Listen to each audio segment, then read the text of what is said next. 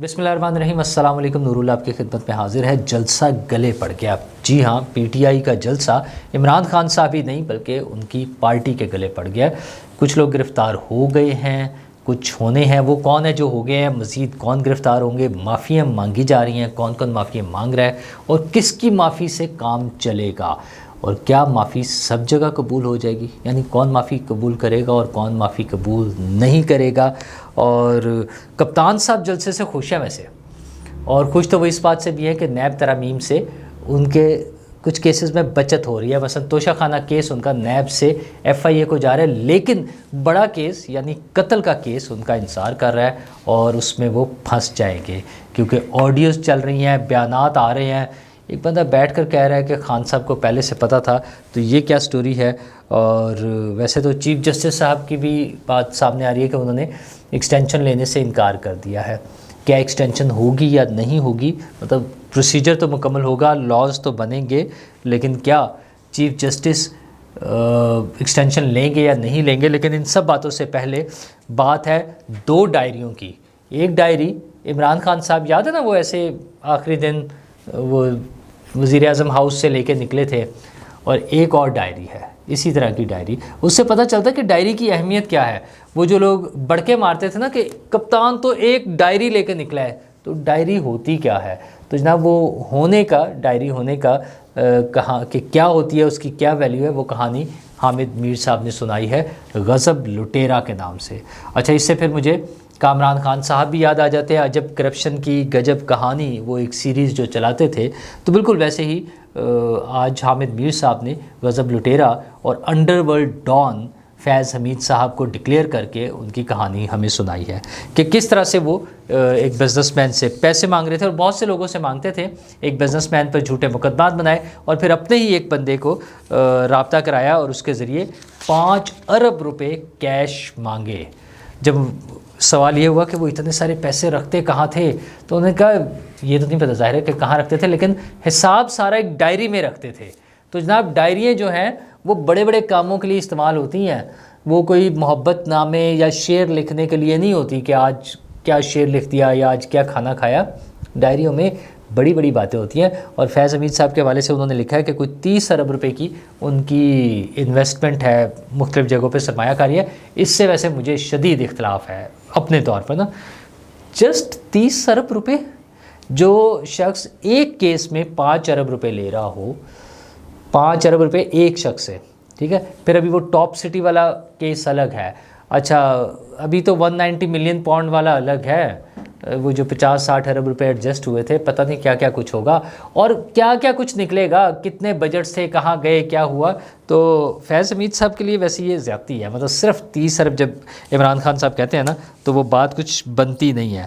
اور ویسے بھی اور بھی بہت سے کام کے باجوہ صاحب کے ساتھ مل کے وہ اپنے ذاتی مفاد کے لیے کیا کچھ کر رہے تھے۔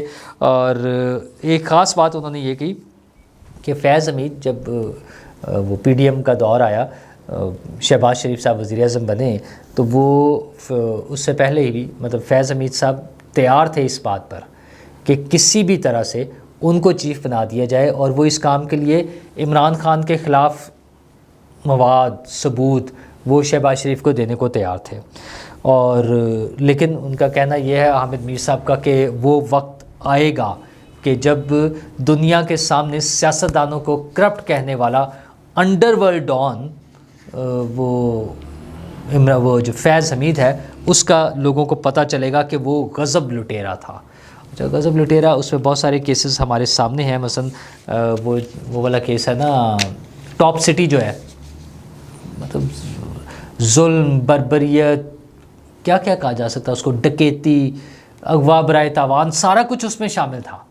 وہ سپریم کورٹ کی طرف سے گیا ہوا ہے فوج کے پاس کہ اس پر کوئی کارروائی کرے، جس پر اب وہ کارروائی چل رہی ہے۔ بی اے پی باپ پارٹی بنانے کا کریڈٹ بھی فیض حمید ہی کو دیا جا رہا ہے کہ انہوں نے کیا تھا، اور وہ جو کام کرتے تھے بس وہ انڈر ورلڈ والا سٹائل جو ہے ان کا اس طرح سے چل رہا تھا۔ تو یہ ساری باتیں وہاں انہیں تمغے شمغے بھی مل رہے تھے ترقیوں سے پہلے، مطلب فائنلی وہ لیفٹیننٹ جنرل سے قبل بھی۔ تو یہ ساری باتیں فیض حمید، باجوہ، اور پھر وہ ایک پورا نیٹ ورک وہ جو تھا نا سارا نیکسس جو تھا جس کے ذریعے سارے کام ہو رہے تھے، عمران خان ان کے لیے کام کر رہا تھا، وہ عمران خان کے لیے کام کر رہے تھے، یہ سارے مل جل کے جو ہیں اس طرح سے کام کر رہے تھے. لیکن خان صاحب کو لگتا ہے کہ شاید وہ بچ جائیں گے، کوئی نہ کوئی ان کے لیے راستہ نکل آئے گا. اور ان کے دوست ساتھی جو ہیں جو ان کے بڑے چاہنے والے ہیں، وہ پبلک میں یہی کمیونیکیٹ کرتے ہیں کہ بات چیت ہو رہی ہے، بس وہ ڈائلاگ چل رہا ہے کسی بھی دن عمران خان باہر اور باقی سارے یوں باہر، مطلب ملک سے باہر. تو اس طرح کی کہانی وہ چلا رہے ہیں، لیکن ہونا ایسا کچھ بھی نہیں ہے. فیض حمید کے خلاف جو مقدمات ہیں، جو کیسز ہیں، جو کارروائی ہو رہی ہے کورٹ مارشل کی، جس طرح سے ان کی گرفتاری کا اعلان کیا گیا ہے اور جس طرح سے کھل کر ان کے حوالے سے میڈیا، مین سٹریم میڈیا پر بات ہو رہی ہے، اور آج کا جو مضمون ہے غضب لٹیرا اور انڈر ورلڈ ڈان، یہ ساری چیزیں بڑی کلیئر انڈیکیشن ہے کہ فیض حمید کی بچت نہیں ہونی، اور جو ہونا ہے وہ بھی کوئی چھوٹی موٹی چیز نہیں ہونی. کیپٹل پنشمنٹ کی طرف جائیں گی باتیں، میکسیمم سزا جو ہوگی ان کیسز کی، اور میکسیمم سزا آپ کو پتہ نا کہاں تک ہو سکتی ہے. اور جب فیض حمید کو بڑی سزائیں ہو رہی ہوں گی تو پھر ان کے ساتھ جو لوگ شامل تھے، جس کا اعلان بھی کیا گیا کہ جو بھی ہوگا، پھر جو مرضی ہو، جو مرضی اس کا ڈیزگنیشن ہو، رینک ہو، پھر کوئی بھی نہیں بچے گا. تو باجوہ صاحب کا تو ابھی بھی ڈاؤٹ رکھا جا سکتا ہے تھوڑا سا بچت کا. عمران خان نے نہیں بچنا، کوئی چانس نہیں ہے بالکل بھی. ہاں، عمران خان صاحب خوش پتہ کس بات پر ہو رہے ہیں کہ توشہ خانہ والا جو ریفرنس ہے وہ نیب نہیں سنیں گے، نیب کی بجائے وہ ایف آئی اے کو چلائے گا. اوکے، کوئی بات نہیں، چلا جائے.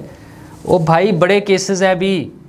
ارشد شریف کے قتل کا کیس جو ہے وہ بھی عمران خان کے سر پر آئے گا. فیصل واڈا صاحب نے تو اعلان کر دیا ہے کہ بانی پی ٹی آئی کو پہلے سے علم تھا، اور اس کے لیے وہ ایک آڈیو ٹیپ کی جو بات ہو رہی ہے کہ جس میں وہ جو اتوار تک کچھ ہونے کا بتایا جا رہا ہے، اور وہی اتوار تھی جس اتوار کو اس کا مرڈر ہو گیا ارشد شریف کا. تو یہ ساری باتیں جو ہیں کسی نہ کسی طرف جائیں گی. ارشد شریف کا مرڈر جو ہے اس وقت بھی اچھا، وہ ان کے شور مچانے کا تو خیر پی ٹی آئی والوں کا تو حال ہی ہے نا کہ ہر وہ کام جو خود کرنا ہو اس کا الزام دوسروں پہ لگا. وہی یاد ہوگا نا آپ کو رضوان رضی دادا صاحب کہ کیا کہتے تھے وہ، لمحہ موجود میں جو جرم یہ خود کر رہے ہوتے ہیں اس کا الزام دوسروں پر دھر رہے ہوتے ہیں. تو یہ تو ان کی پرانی کہانی ہے. میرے خیال ہے وہ بھی بچے گا. دوسرا، عمران خان صاحب کل کے جلسے سے بڑے خوش ہیں. علی محمد خان صاحب کہتے ہیں کہ عمران خان صاحب بڑے خوش ہیں جلسے سے، بہت زبردست ہو گیا. اچھا جی، زبردست کیا ہوا ہے؟ گالم گلوچ، دھمکیاں، ریاست کو دھمکیاں کہ ہم جا کے خود نکال کے لے آئیں گے عمران خان کو. اچھا، اس پہ میں آپ کو لطیفہ سنا دوں. کوئی بندہ گرفتار ہو گیا، پولیس والوں نے پکڑ لیا، تو اس کا جو مخالف گروپ تھا ان کے کسی صاحب نے فون کیا، جو گرفتار ہوا اس کا مخالف گروپ، اور تھانے میں فون کر کے انہوں نے کہا جی تھانے دار سے، ایس ایچ او سے بات کرنی ہے. ایس ایچ او صاحب سے لائن تھرو ہو گئی، بات کی. انہوں نے کہا یہ تم نے ہمارا بندہ، کوئی بھی نام لے لے، ایکس وائی زی، پکڑا ہوا ہے، اور تمہاری ایسی کی تیسی اگر تم نے اس کو ہاتھ لگایا، تمہاری ہم ہاتھ توڑ دیں گے، تمہاری ٹانگیں توڑ دیں گے، تمہاری مطلب بلا بلا بلا جو ڈیش ڈیش ڈیش جو گالم گلوچ ہو سکتا ہے کہ یہ ہمارا بندہ ہے، اس کو ہاتھ تک نہیں لگانا. تو سوچیں اس کے بعد پھر اس کے ساتھ کیا ہوا ہوگا. تو وہ علی امین گنڈا پور صاحب نے کیا ہے، عمران خان صاحب کے ساتھ پوری دشمنی نبھائی ہے. میں کہا ہم اس کو نکال کے لے جائیں گے، ہم مطلب جو تڑیاں لگا کے نا سب کوئی، انتظامیہ کو، پولیس کو، حکومت کو، ایون فوج کو بھی جس طرح سے انہوں نے تڑیاں لگائی ہیں، تو اس کا نقصان سب کو ہی ہوگا. نہ صرف عمران خان کو ہوگا، علی امین گنڈا پور صاحب کو بھی ہوگا. وہ جو مزے سے حکومت کر رہے تھے، مجھے نہیں لگتا کہ اب معاملات اتنے اچھے چل سکیں. ویسے تو کچھ بھی وہ کہتے ہیں ایتھے کچھ بھی ہو سکتا ہے، لیکن بہرحال اب اتنی آسان نہیں ہوں گی چیزیں. اور پارٹی کے دیگر لوگوں کے لیے بھی باقاعدہ گرفتاریاں شروع ہو چکی ہیں، کیونکہ وہ جو پیرامیٹرز ڈیسائیڈ ہوئے تھے، جن کنڈیشنز پہ جلسہ ہو رہا تھا، اس کو انہوں نے فالو نہیں کیا. ٹائم لمٹ تھی 7 بجے تک کی، اور وہ سرٹن ایریا سے باہر نہیں جانا تھا. وہ ساری چیزیں، پولیس پر پتھراؤ، ادھر سے شیلنگ، لڑائی جھگڑے، سارا کچھ ہوا ہے. تو اس کے بعد جو ہے وہ لوگوں کی گرفتاریاں شروع ہو گئی ہیں. شیر افضل مروت صاحب اور شعیب شاہین صاحب گرفتار ہو چکے ہیں. اچھا، مزید جو لوگ ہونے کا امکان ہے اسی سارے کیس میں، جلسے والے میں، اس میں عمر ایوب صاحب، زرتاج گل صاحبہ، اعظم سواتی صاحب، نعیم حیدر پنجوتا صاحب، حماد اظہر صاحب، کمل شوذب صاحبہ، اور بہت سارے نام ہیں، ڈھیر لگا ہوا ہے. ایک جلسہ، ایک جگہ پر بدتمیزی. اچھا بدتمیزی تو ایسی چیز ہے بائی ڈیفالٹ تھی نا, مطلب یہ پاسبل ہی نہیں تھا کہ بدتمیزی نہ ہو. ہم کچھ دوست بیٹھ کے جب باتیں کرتے تھے کہ جلسہ ہوگا تو دو آپشن تھی, ایک تو جلسہ نہیں ہوگا, نہیں ہوا تو ظاہر ہے کچھ نہیں ہوگا, چند ایک لوگ سڑکوں پہ نظر آئیں گے, ادھر ادھر ہوں گے, تتر بتر ہوں گے, ختم ہو جائے گا. اور اگر جلسہ ہو گیا تو پھر لوگ تمیز سے نہیں رہیں گے, نہ صرف جلسے میں بلکہ آس پاس بھی جتنے ہوں گے انہوں نے وہاں نہیں رکنا, انہوں نے کوشش کرنی ہے ذرا وہ ہوتا ہے نا ذرا پھونپھا میں آ جانا, پھڑ مارنا, ذرا اوکھے ہو کے دکھانا کہ لو جی ہم نے جلسہ کر لیا, اب دیکھیں ہم کیا کرتے ہیں.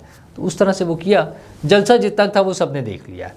تو ظاہر اب جب نہ فیض ہو نہ ڈونرز ہوں, وہ فنڈنگ, ہمارے دوست ہیں نا امداد سمر صاحب, وہ تو ہمیشہ کہتے تھے کہ یہ اس کا بزنس ہے, عمران خان صاحب کا بزنس ہے جلسے کرنا, کیونکہ بہت سارے لوگوں سے ڈونیشنز فنڈز اکٹھے کر لیتے ہیں اور اس میں سے چند ایک کے پیسے وہ خرچ ہو جاتے ہیں, باقی ان کی دیہڑی لگ جاتی ہے.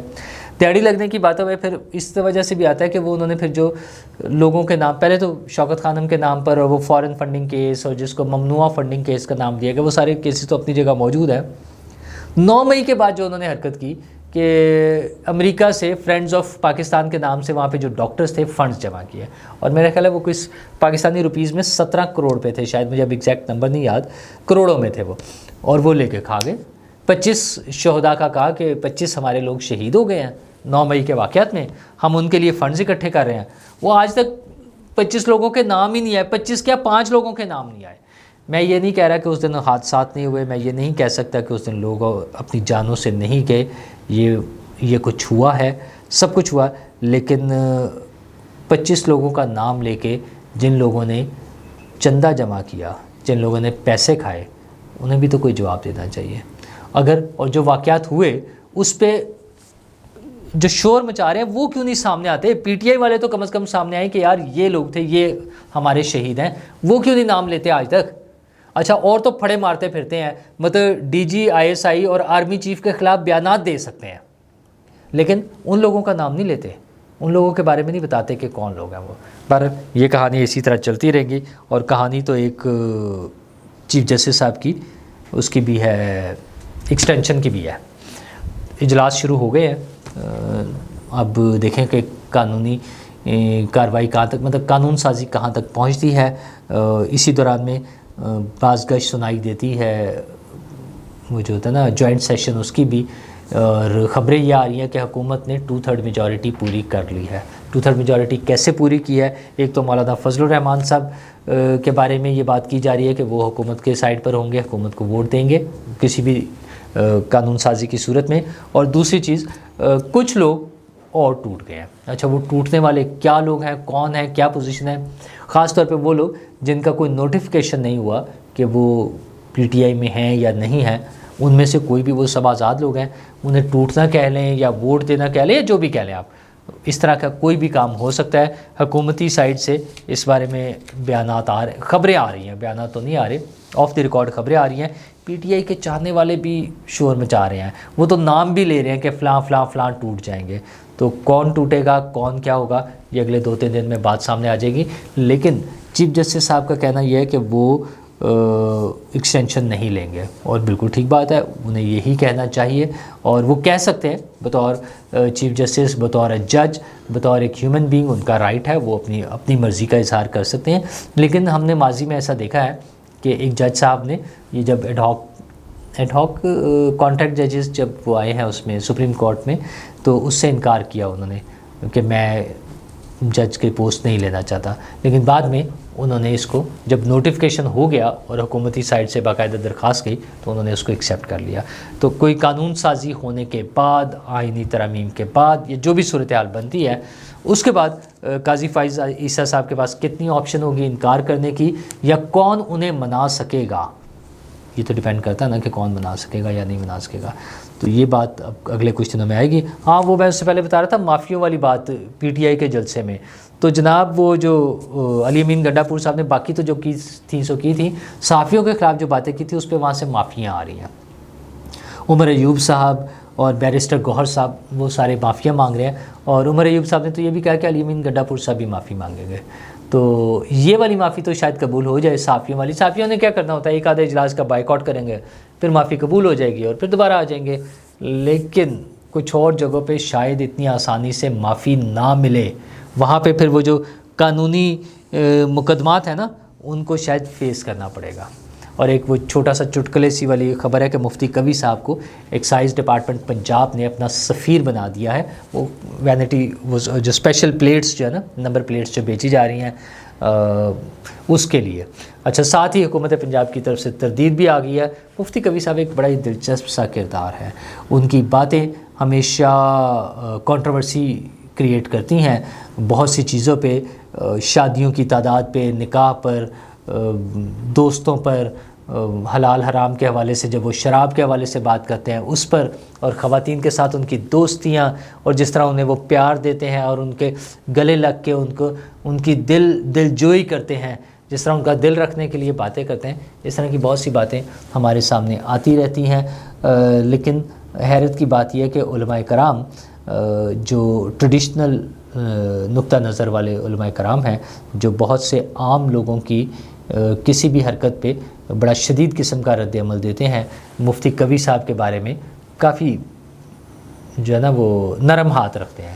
تمہارے مفتی صاحب جانیں اور دیگر مفتیان صاحب جانیں، ہمارے لیے تو عجیب و غریب سی خبریں مفتی قوی صاحب کی صورت میں سامنے آتی رہتی ہیں، اور اصل خبر ہماری جس کی ہمیں تلاش ہے وہ وہی ہے کہ پاکستان کے حالات کب بہتر ہوں گے۔ آئی ایم ایف نے ابھی تک ہمیں وہ اس میں اپنے ایجنڈے میں، کیلنڈر میں شامل نہیں کیا ہے۔ باقی ممالک سے پیسے ملیں گے، پھر آئی ایم ایف اپنے اس میں شامل کرے گا، پھر آئی ایم ایف سے پیسے ملیں گے، اور اس کے بعد ہمیں جو ایک امید دلائی جاتی ہے، یا جو ہماری امید ہے کہ ہمارے ملک کے بھی معاشی حالات بہتر ہوں گے، ملک کے معاشی حالات بہتر ہوں گے تو میرے، آپ کے، ہم سب کے بھی حالات بہتر ہو سکیں گے۔ شکریہ۔